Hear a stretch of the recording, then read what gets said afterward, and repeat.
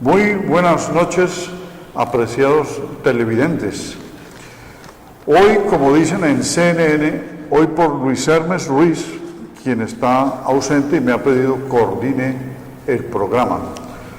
Los invitados son Alejandro López Lazo, que es un investigador social, abogado de la Universidad Libre, en proceso de graduación, becario de una universidad argentina y perteneciente al grupo de investigación República que dirige el doctor Jaime Gutiérrez Grisales, donde participa también Héctor Hugo Montoya, personero municipal y profesor de la universidad, y Harold Ortiz, profesor de la Universidad Libre, filósofo de la Universidad del Valle, politólogo de la Universidad Javeriana y con un magíster en filosofía.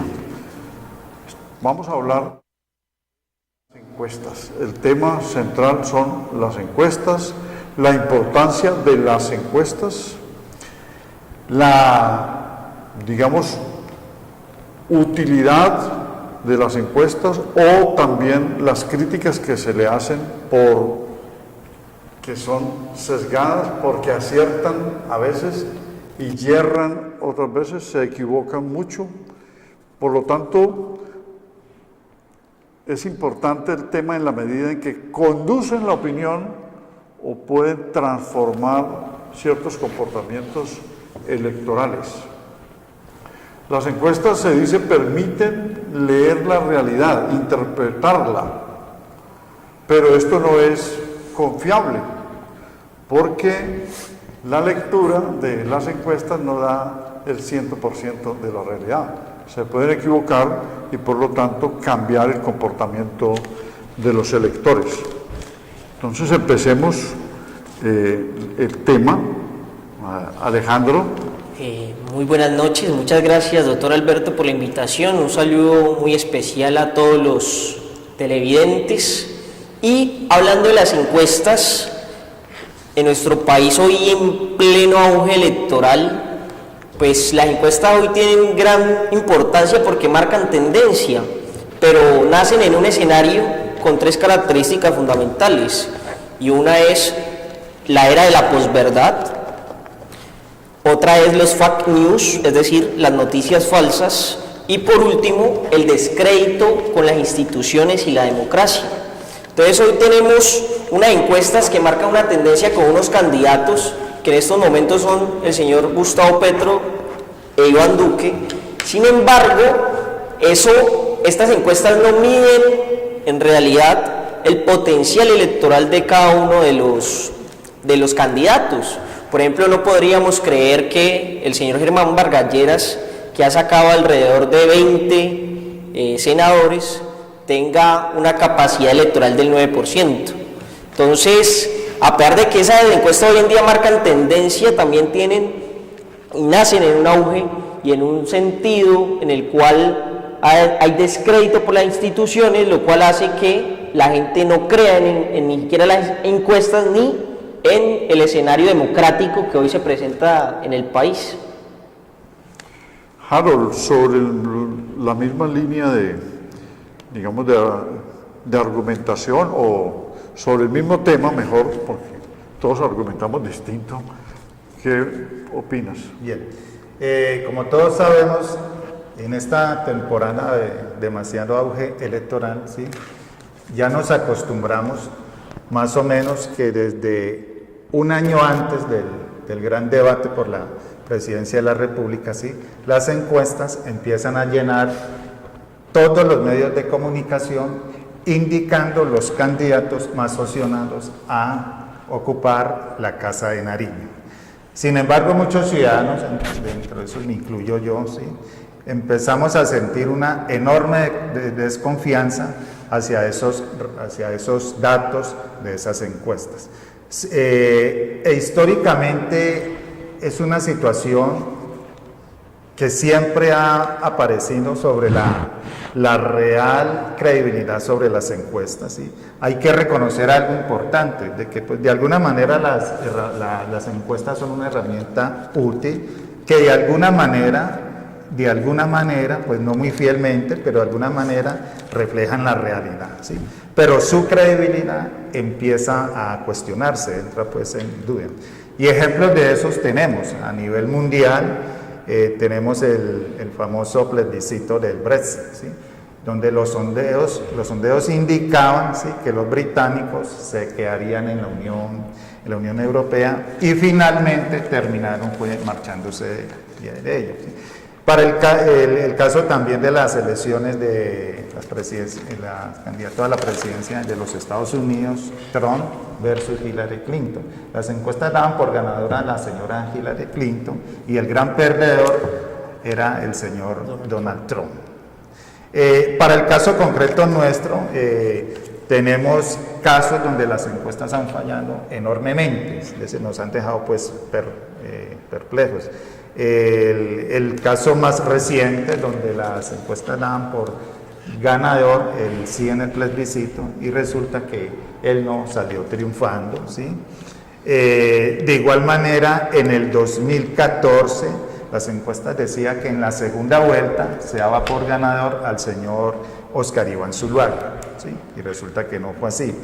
Y en el 2010, Alejandro, en el 2010, las encuestas decían de que Mockus era el ganador, ¿sí?, para ocupar la Casa de Nariño. Entonces, lo que observamos aquí es que, como dice aquí nuestro politólogo también, Alejandro, es que de las encuestas hay que tener un margen de duda grande, enorme. Y creo que pues a eso se debe pues una serie de intereses ideológicos y una serie pues de posturas políticas anticipadas al momento de las encuestas. Bueno, sobre esos errores que son ya incontables, ¿verdad?, desacertaron, ¿sí?, se equivocaron las encuestas en muchas ocasiones. Primero haría una puntualización y es la de que Donald Trump en efecto ganó y es el presidente de los Estados Unidos, pero no ganó electoralmente. Es decir, sacó muchos más votos la señora Hillary Clinton, pero el colegio electoral, por el sistema que ellos tienen, que es de delegados de los estados, pues lo escogió a él, pero electoralmente ella ganó. Pero de todas maneras no hubo satisfacción con el comportamiento de las encuestas. En el 2015, Macri, que es el actual presidente de Argentina, frente a Daniel Scioli, que era el candidato de la señora Kirchner, ¿sí?, se dijo que ganaría Scioli y llegaron casi que a un empate y en la segunda vuelta perdió. En el 2016 en México, en las elecciones a gobernaciones, las encuestas se equivocaron en 12 estados, o sea, como decir aquí en Colombia, en 12 departamentos. Un error garrafal, o sea, desacertaron. En el 2015, en Francia, Sarkozy perdió las elecciones, ¿sí?, y recientemente en Chile, donde volvió a la presidencia Sebastián Piñera, se observó que inflaron a Piñera y desdeñaron al candidato de izquierda, y el ambiente fue, digamos, para inducir al elector hacia el señor Piñera, o sea, fue triunfalista, fue una campaña triunfalista, pero se observó la manipulación. Entonces la crítica es que las encuestas, en la mayor parte de las ocasiones, no siempre, porque a veces aciertan, las encuestas son utilizadas por casas encuestadoras, por empresas que tienen conexiones con los candidatos para inflarlos, para elevarlos del porcentaje que realmente no tienen en la realidad y luego cobrar durante ese gobierno con contratos y con beneficios. Bueno, lo que estoy diciendo no es una exageración, porque hay críticas. Después de la encuesta de Inbamer del pasado 27 de abril, del fin de semana,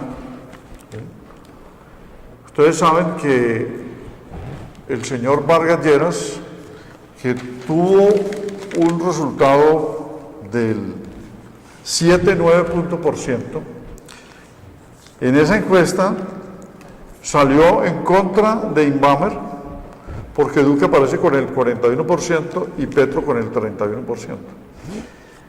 Y dijo que tanto Gallup como Jan Haas y como Guarumo, 3 empresas encuestadoras, demostró él las conexiones que han tenido con el expresidente Uribe y está enojado.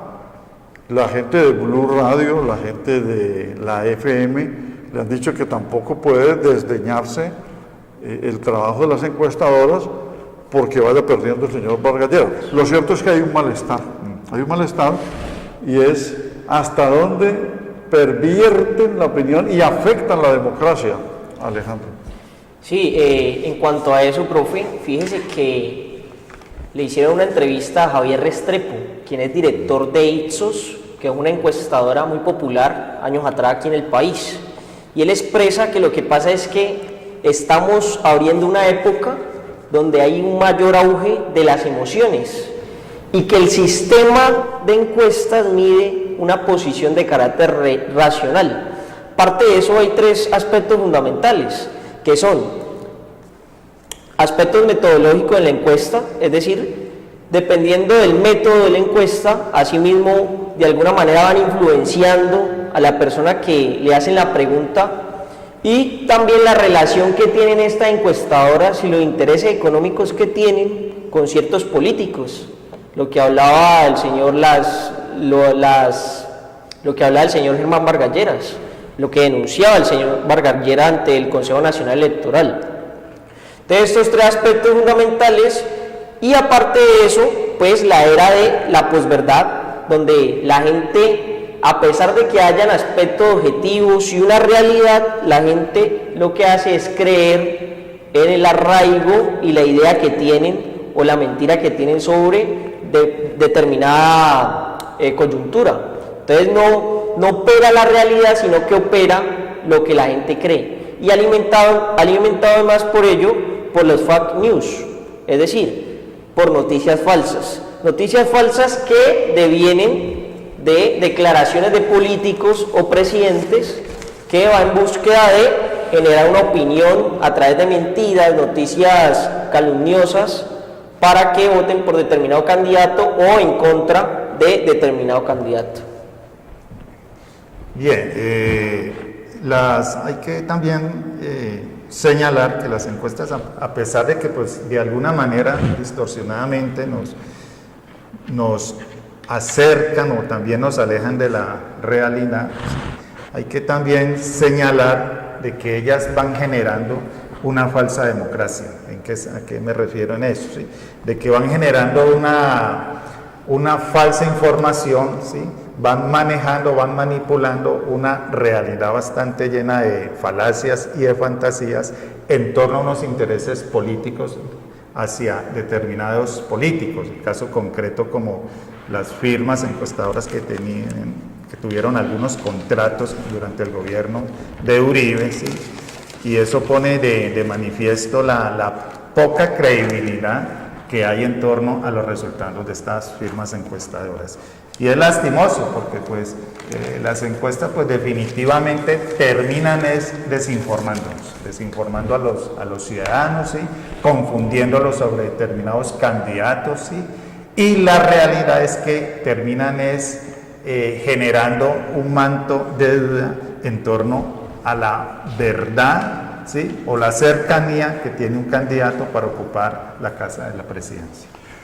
A ver, sobre esto que ustedes han mencionado, pues se me ocurre comentar lo siguiente.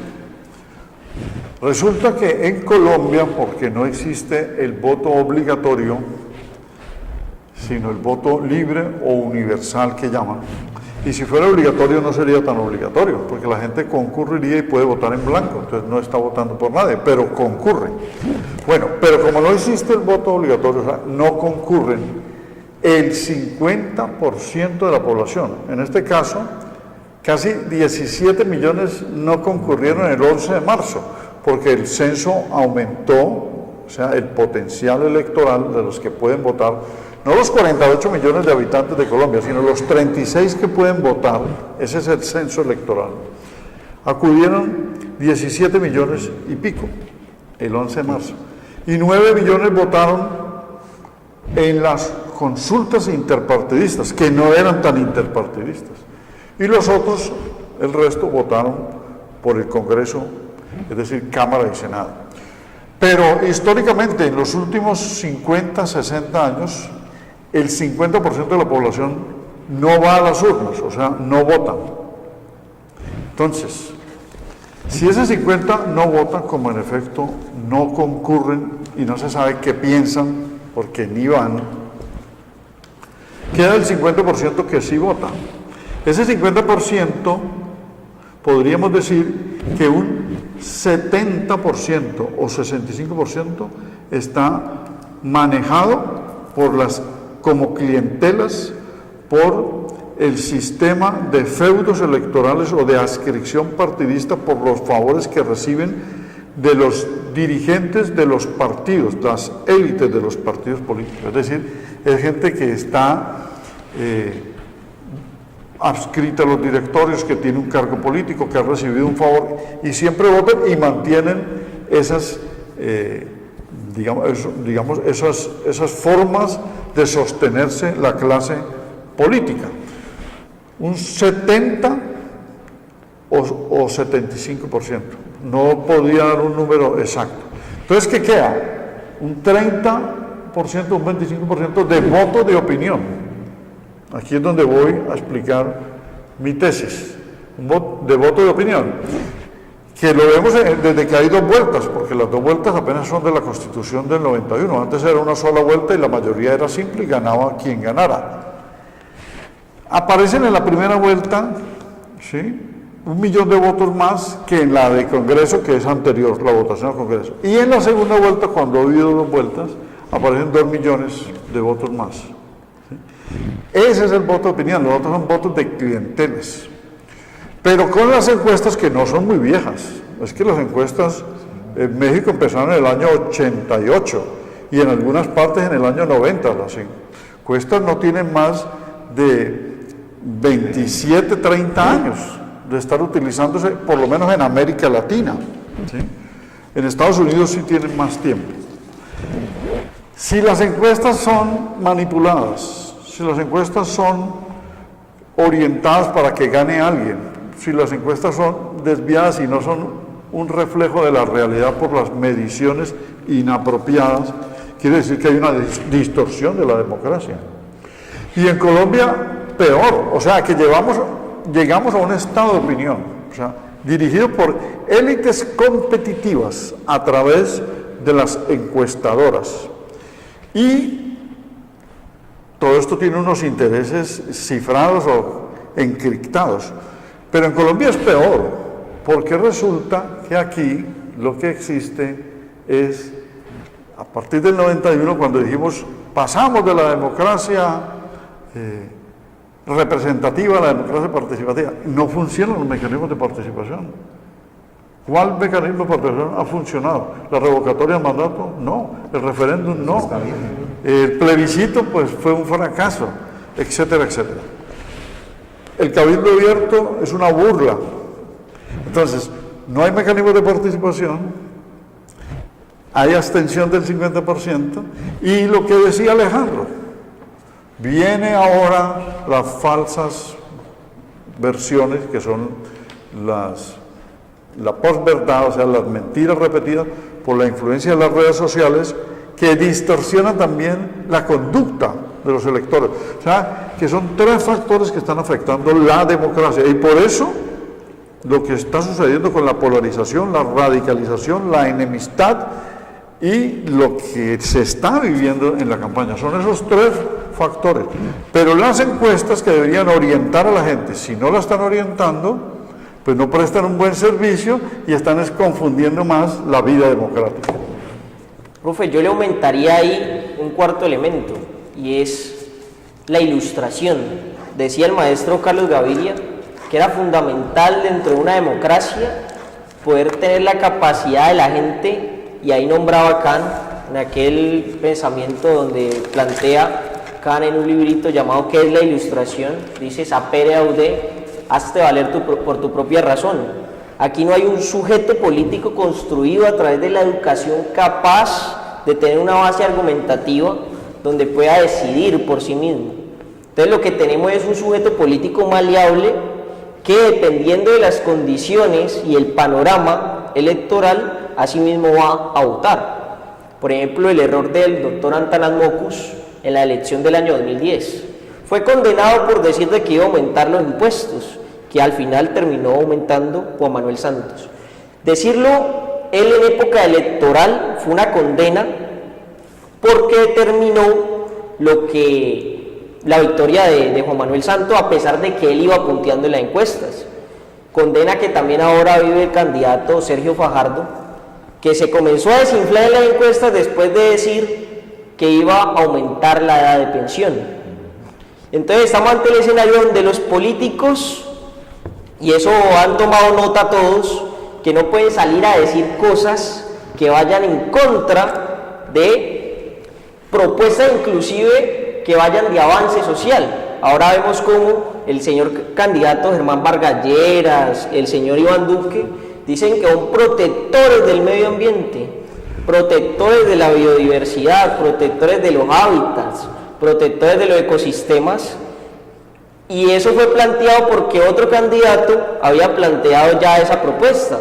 Entonces la agenda la están marcando hacia el avance social y no hacia propuestas que ellos tenían en su agenda y que tenían en su programa de gobierno. Bueno, y peor aún, yo le agrego un quinto elemento.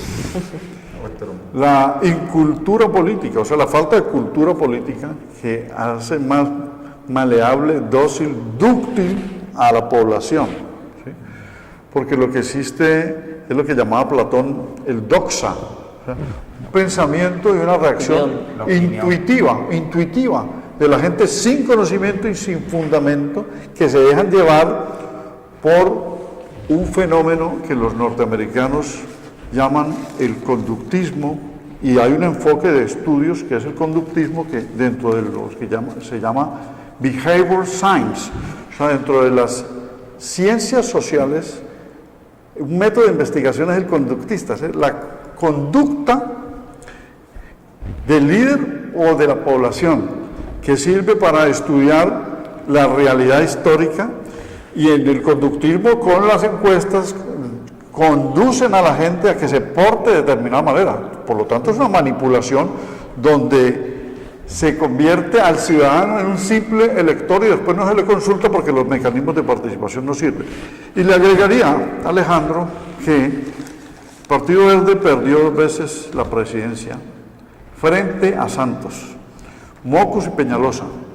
Primero, por la incapacidad de los candidatos del Partido Verde para enfrentar los debates, que los debates son muy importantes. Y segundo, por la guerra sucia en el manejo de la publicidad, la propaganda y la destrucción de la imagen de los candidatos. Lo que hizo JJ Rendón contra Mockus fue infame, lo degradó. Y lo que hizo Duda Mendoca, el brasileño de Odebrecht, contra Peñalosa, también, cuando elevó a Zuluaga la categoría de zorro, o sea, la Z, que era el salvador, ¿sí? Afortunadamente, ¿sí? Pues mucha gente no aceptó ya pues que fuera un superhéroe.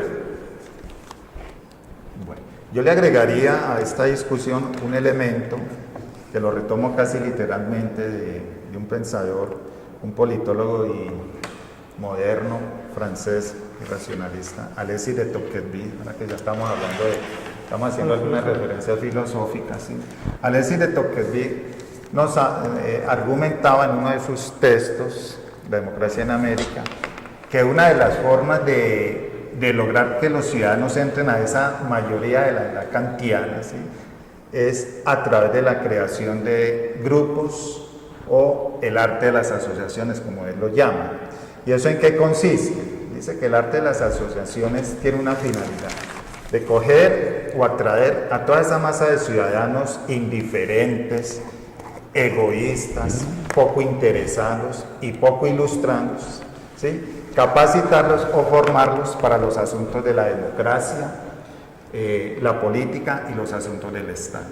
Y eso es lo que nosotros venimos haciendo desde la academia, ¿no? Capacitar y formar estudiantes, ciudadanos, en las maestrías de Derecho Constitucional, en las especializaciones sobre Gobierno y Relaciones Internacionales, en las maestrías de Estudios Políticos, de Ciencias Políticas, de Filosofía Política. También están las escuelas de gobierno, las juntas de acción comunal, ¿sí? De tal manera que esas agrupaciones o esas identidades políticas son un mecanismo de ir empezando a contrarrestar, ¿sí? Esa opinión o esa doxa de la que hablaban los griegos hacia los asuntos de la política.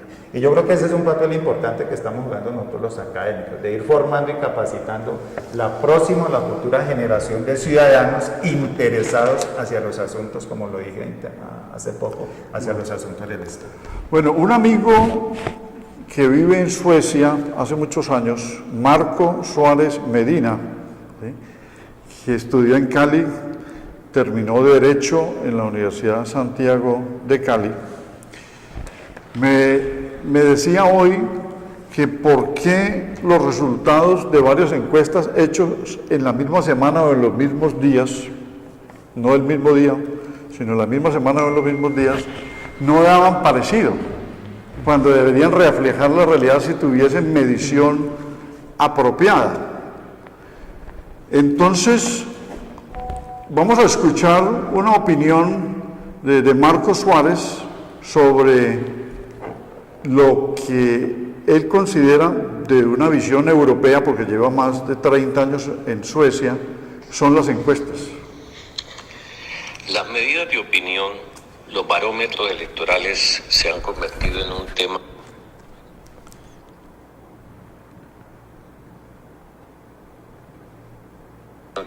y que sigue creando fuertes controversias en toda Europa. Pero ¿para qué sirven las encuestas? ¿Para qué sirven estas encuestas de opinión? Hay quienes creen que deberíamos pararle menos bolas y menos atención. Como yo lo veo, la función fundamental es indicarnos cuál es el candidato favorito por la mayoría. Pero ¿qué problema conllevan estas encuestas de opinión? A mi parecer, el primero es la técnica de medición utilizada, que influye si la medición es la opinión justa. Factores como qué método se utilizó para escoger al entrevistado, el método de entrevista, la forma de entrevistar por teléfono, web, etcétera, son importantes. Las regiones escogidas en Colombia, podemos imaginarnos casi sin lugar a equívocos qué sectores de las ciudades prefieren a tal o cual candidato. Otro factor importante es la opinión, que varía desde el momento de hacerse la encuesta hasta el día de la elección. Se habla mucho del cuidado exponencial, es decir, que hay personas que son escogidas para una encuesta y deciden no participar. Y existe otra cosa más, y es que mucha gente prefiere no develar su candidato. Bueno, sobre esto yo, para abrir los comentarios, diría que referente a lo exponencial, es cierto, Marco Suárez Medina tiene razón, porque hay personas que dicen que van a votar y son medidas en la encuesta y resulta que no van a votar. Y el otro elemento que él menciona es el de que muchos no confiesan, entre comillas, o sea, no cuentan, no dicen, ni al encuestador, ni a la familia, ni a nadie por quién van a votar. O dicen una cosa en las conversaciones y votan por otro. ¿Por qué? Porque si el voto es secreto, pues se hace secretamente. Pero también lo ejercen de esa manera, o sea, no comentan. Y a los encuestadores les dicen también mentiras, porque no sabe si va a pasar algo con lo que él dijo y qué quedó en el cuestionario sobre él y si dónde trabaja él, qué efectos va a tener. Es decir, allí hay dos elementos. Y le agregaría un tercer elemento a ello, que es lo siguiente. Resulta que muchas personas, ¿sí?, cambian de opinión en las últimas 2 semanas o en la última semana. Y es ahí donde se escudan las firmas encuestadoras, dicen, porque en casi todos los países prohíben que la última semana se hagan encuestas y se publiquen. Otros países son los últimos 15 días, como en Chile. Entonces dicen las firmas encuestadoras, no, pero es que como la encuesta es una fotografía del momento y no nos dejaron hacer la encuesta en los últimos 15 días y cambió la opinión, por eso nos equivocamos. Pues la verdad es que eso no es justificación para que se hayan equivocado tanto. Lo que hablaba el abogado Marcos Suárez es lo que llaman los analistas electorales, profe, voto oculto. Es decir, por ejemplo, en el caso del plebiscito, estaba el sí a la paz y el no a la paz. Yo lo viví en la universidad. En la universidad se veía una aura del sí, se veía una aura en la ciudad, en el país del sí, que iba a ganar la paz, ¿ya? Pero uno encuentra de que efectivamente las encuestas decían va a un 75-25, a un 65-35, y al final terminó ganando ese voto oculto. Es decir, en las encuestas decían, no, yo voy sí a la paz, pero cuando iban allá el día de la elección, votaron por el no porque les daba vergüenza o pena decir no a la paz a una encuestadora. Entonces, eso operó, por ejemplo, en el plebiscito en Colombia, operó también con Trump. Hubo encuestadoras donde le preguntaban a la gente, sí, Hillary, y entonces un 70% de los votos, inclusive, encuestas, decían que iba a ser Hillary Clinton la presidenta. ¿Por qué? Porque les daba vergüenza o pena decir que Trump, iban a votar por Trump. Pues, ustedes ya saben las características de Trump, el populismo, la demagogia y demás. Entonces, eso es lo que llaman los analistas el voto oculto. Entonces, eso opera y puede operar ahorita en las elecciones. Es decir, candidatos que hoy tienen el 9, el 5, el 3, pueden terminar teniendo una mayor favorabilidad realmente en la realidad en el voto, pero a la gente en las encuestas les da pena decir, y en los medios de comunicación, que van a votar por el candidato. Bien, retomando el hilo conductor del abogado que nos presentó ahora por Marcos, considero que pues a eso se le agrega que cada firma encuestadora usa distintos métodos en la recolección de los puntos de parecer de los ciudadanos. Entonces, hay por lo general 3 grandes métodos de recolección. Está la vía telefónica, la vía virtual y la vía presencial o física, que esa fue uno de los últimos métodos que usó hace poco Datesto, ¿sí? Y por eso observamos de que cada firma encuestadora da por vencedor un candidato, ¿sí?, o un político diferente a la otra firma que hizo la encuesta, es decir, no coinciden pues por esas razones de fondo. Una de esas es la metodología que ellos usan, ¿sí?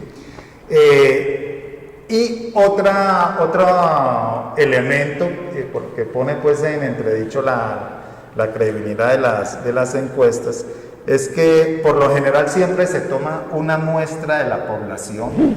Digo muestra de la población porque realmente, Alejandro, no es una muestra representativa, es decir, es lo más alejado de la representación de esa muestra de la población.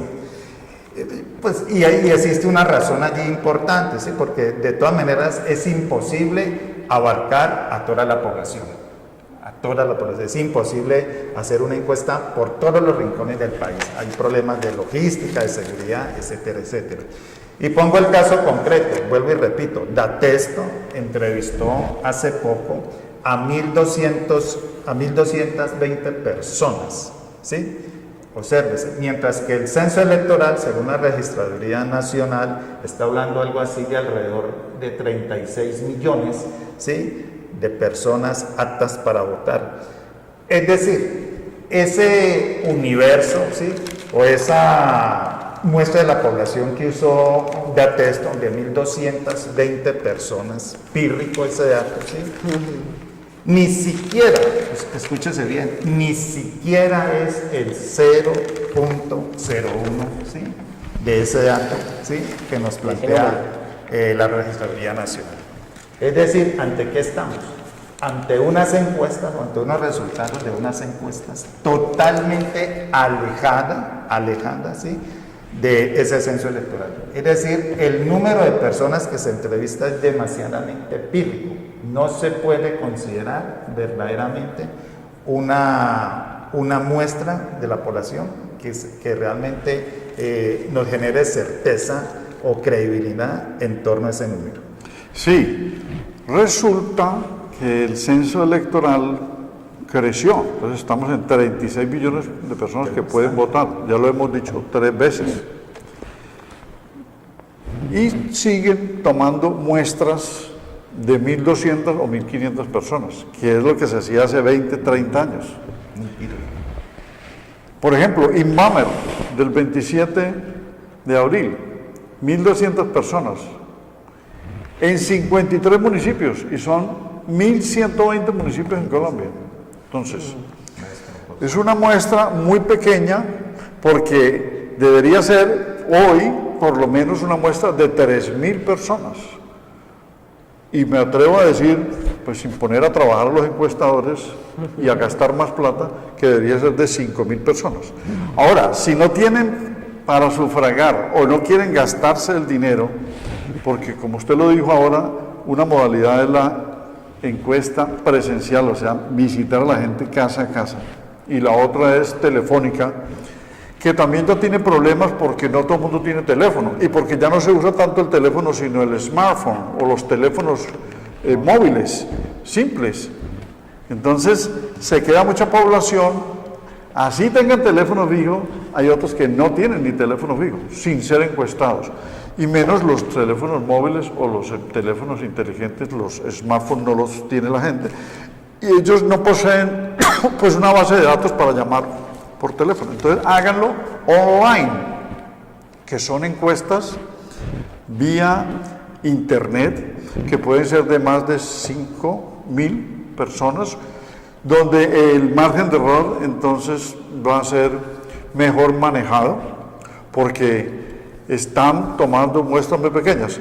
Para los televidentes que no tienen la noción clara de lo que es la muestra del universo, el universo significa la totalidad de los que pueden votar, y la muestra un grupo. Esto se ha convertido en algo que se llama la demoscopia.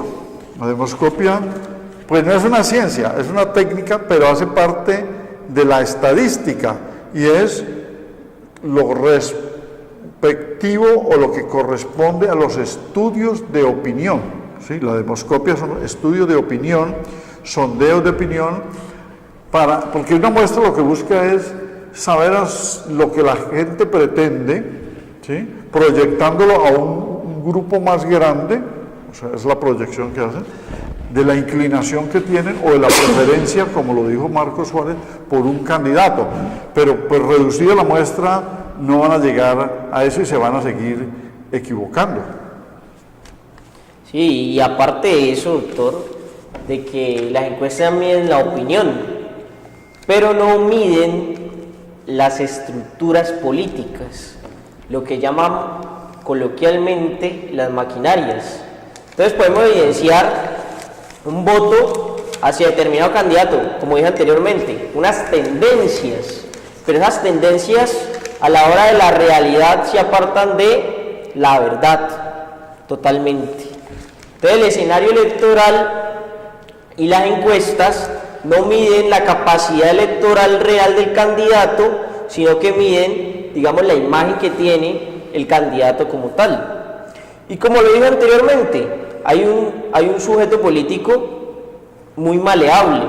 Entonces, lo que usted decía anteriormente, a 2 semanas la ciudadanía puede cambiar de candidato dependiendo de lo que dijo públicamente el candidato. Entonces se equivocó o dijo algo en contra de mi, digamos, de alguna manera mi sujeto ciudadano, mi construcción social y demás, mi identidad. Entonces no voy a votar por ese candidato. Entonces no hay una construcción ideológica, no hay una construcción argumentativa, que es el foco de la democracia. Entonces estamos ante un secuestro de la democracia por corporaciones que marcan tendencia a ciertos candidatos para generar lo que llaman el voto útil. Entonces yo voto por determinado candidato a pesar de que estoy vinculado a sus ideas, sino que voto por el que vaya mejor en el espectro, el que vaya primero acercado a mi espectro ideológico y vaya mejor en las encuestas. Y esto afecta a los mismos candidatos. Claro. ¿Por qué? Porque primero que todo manipulan a la población, que tiene un candidato de preferencia, pero que lo ve abajo, y entonces dice, no, yo no voy a votar por él porque pierdo el voto. Entonces viene la teoría del voto útil, voy a votar por este que es más parecido a lo que yo pienso, pero no es el otro, pero es afín al que era mi candidato. Y es el efecto que llaman los norteamericanos del vagón de la banda. O sea, en el tren la gente se monta en el mejor coche, ¿sí? El vagón de la banda. En esas circunstancias, pues hay también una perversión. Sí. Bueno, yo señalaría 2 o 3 aspectos que generan esa falta de credibilidad en las encuestas. Ya que se han mencionado algunas, yo menciono las siguientes. ¿Sí? El voto, pues de alguna manera, también es volátil. ¿Sí? Hoy, por ejemplo, hay unos ciudadanos que tienen muchas expectativas a favor de determinado candidato y a la vuelta de una semana, 10, 15 días, un mes, ya esa expectativa no existe. Entonces el voto se mueve en medio de un terreno bastante maleable, arenoso, bastante maleable. Segundo, en definitivas, el voto de opinión es el que se decide a última hora. Y eso, de alguna manera, las encuestas no se les escapa esa situación de las manos. Es decir, el voto de opinión a última hora es el que inclina la balanza hacia determinado candidato. Es decir, eso es algo como muy absoluto. Tercero, creo que ya de alguna manera lo mencionaron, ¿sí? La confusión también que generan las redes sociales. Las redes sociales también de alguna forma se hacen cómplices, ¿sí? De las firmas encuestadoras, porque pues es un medio ya totalmente masificado, es un medio que todo el mundo tiene acceso a él directamente. Entonces, esos medios de comunicación, ¿sí? O esos medios masificados también contribuyen a desinformar, ¿sí? a desorientar la opinión ciudadana en torno a un candidato. Entonces, lo que hay que hacer los analistas, los columnistas, los investigadores, los observadores de la realidad social, y no equivocarse y poder contribuir hacia una mejor orientación frente a esta confusión con las encuestas, es hacer una lectura conjunta de todas las encuestas producidas, por ejemplo, de 7 o 8 últimas encuestas, sacar un promedio, ¿sí?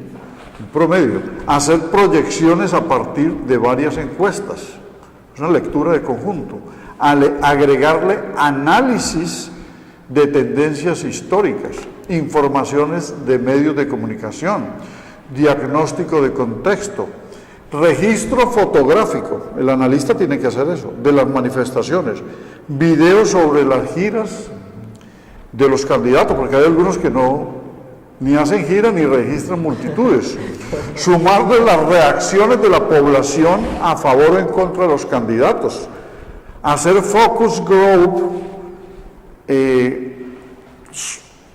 digamos improvisados con amigos o con familiares o con alumnos, ¿sí?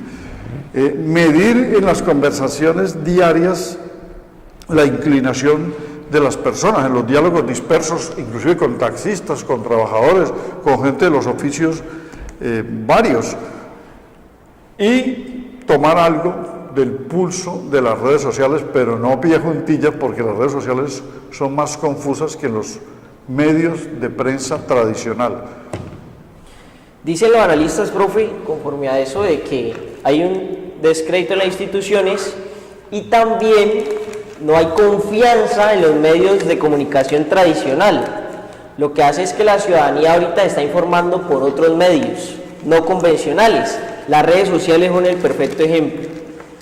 De hecho, muchos plantean de que Mark, el creador de Facebook, está siendo el real creador de tendencias en el mundo hoy desde el punto de vista electoral y político. Entonces, hay un descrédito en la institución, en los medios de comunicación. Alrededor del 35% solamente de la población cree en los medios de comunicación, datos de semana. Por lo cual, la gente ahorita, de alguna manera, se forma su idea de información, se forma su idea de verdad a través de los medios de comunicación, a través de las redes sociales. Y las redes sociales, hay una multiplicidad de información, la cual la gente termina desconfundiéndose más, o ahondando en aquello que llaman la posverdad. Es decir, comienza a alimentar su argumento con fake news, noticias falsas, y terminan creyendo en esas noticias y tratando de corroborar su capacidad electoral, su intención electoral con noticias falsas y teniendo argumentos que están por fuera de la realidad. Entonces estamos ante una época del relativismo y en el año 2006 precisamente esa fue la palabra de moda, posverdad, y en el año 2017 los fake news con las noticias falsas. Entonces la democracia hoy por hoy está en detrimento porque no hay un sujeto político, como lo dije anteriormente, formado o informado, que sea capaz de tener unas bases argumentativas e ideológicas para tomar una decisión que va a influir en toda la población. Bien, yo señalaría, sí, vale lo que acaba de mencionar Alejandro y Alberto, sí, la importancia de hacer lecturas juiciosas en torno a los problemas políticos del país, en torno a la realidad nuestra. Por ejemplo, las columnas de opinión ciudadana. Creo que los columnistas, a pesar de que de alguna manera se pueden evidenciar allí sesgos, pues por pertenecer ellos, por escribir ellos desde un medio, ¿sí? Pues cumplen algo de cierto, que pues están generando, están creando, están moviendo, están orientando, informando a la opinión ciudadana, ¿sí? Y creo que pues ese trabajo pues ayuda de alguna manera a esclarecer, ¿sí?, las incertidumbres que hay en el panorama político. Por ejemplo, este tipo de programas también, yo creo que la idea que subyace en el fondo, ¿sí?, de reunirnos aquí cada 8 días a tratar problemas no solo a nivel nacional, sino también a nivel internacional y problemas desde todos los horizontes, de todo índole, es esclarecer, ¿sí?, en la opinión ciudadana, ¿sí?, o precisar, ¿sí?, todas esas problemáticas complejas que aparecen difusas, hay veces por los medios de comunicación. Entonces estaríamos nosotros contribuyendo a quitar ese poco de nubarrones, poco de nubes, ¿sí?, esas atmósferas poco claras, ¿sí?, gracias a estos espacios televisivos, gracias también a los medios, ¿sí?, y también informarnos, ¿sí?, de los problemas nuestros desde otros horizontes. Por ejemplo, la lectura que puede hacer Europa, algunos analistas europeos, sobre lo que está sucediendo en Colombia, y podemos citarlos o extrapolarse a los puntos de parecer de ellos y articularlos a estos problemas del caso nuestro colombiano. Bueno, pues las encuestas tienen una ventaja, que permiten recolectar datos rápidamente, porque son un instrumento también de observación. Lo que no se hace dentro de los métodos de las ciencias sociales con la observación in situ, que el investigador se va a un sitio, se camufla o se mimetiza con la población que va a estudiar. Aquí en la encuesta, con un cuestionario bien aplicado, no sesgado, con preguntas es que el problema está en los sesgos, o sea, que inducen a una respuesta, ese es el sesgo. Pero si está bien elaborado, no hay ningún problema. Entonces, las encuestas se pueden inscribir, digamos, dentro de la estadística, tienen algo de las matemáticas, algo de la economía, pero están sirviendo para las ciencias sociales, ¿sí? Y sirve para el mercadeo, para el comercio, encuestas que tienen que ver con medición de hábitos, investigación de mercados, hábitos alimenticios, tendencias sexuales, hábitos, lo que tiene que ver con el uso de fármacos, consumo de tabaco, alcohol, el estado de la salud, etcétera. O sea, no podemos hablar más de las encuestas, pero lo que yo sí puedo decirles a ustedes, amigos televidentes, con lo que he leído sobre las encuestas en los últimos días, es que es una ciencia inexacta, no es una ciencia. O sea, se apoya en la estadística, pero no es una ciencia exacta.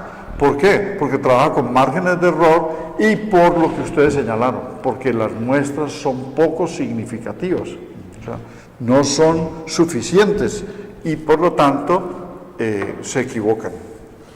Ahí cabe lo que dije anteriormente, doctor, y es que no es un método que se hizo como un método racional, que no mide las emociones. Y la política anteriormente, antes de la posverdad, pues estaba enfocada, era una política más fría, más racional, más tecnocrática, dicen muchos. Ahora, el deterioro de las instituciones, el descrédito de las instituciones, pues crea un aura, crea un momento, crea un escenario y digamos un espacio, un nado para los populismos y la demagogia. Entonces ahorita estamos ante un momento populista en el cual se aprovechan los candidatos presidenciales a hacer propuestas de carácter demagógico. Me dice Edison, aquí en el apuntador, nuestro jefe de edición, que se nos acabó el tiempo. Entonces, pues nos despedimos. Muchas gracias por haber sintonizado este programa. Y con la consigna del director Luis Hermes Ruiz, pues, ¿sabe dónde están sus hijos menores? Vaya, mire, siempre esté pendiente de los hijos menores porque pueden ser inducidos al mal o los pueden afectar quienes están detrás del aprovechamiento de los menores. Bueno, hasta el próximo sábado y muchas gracias.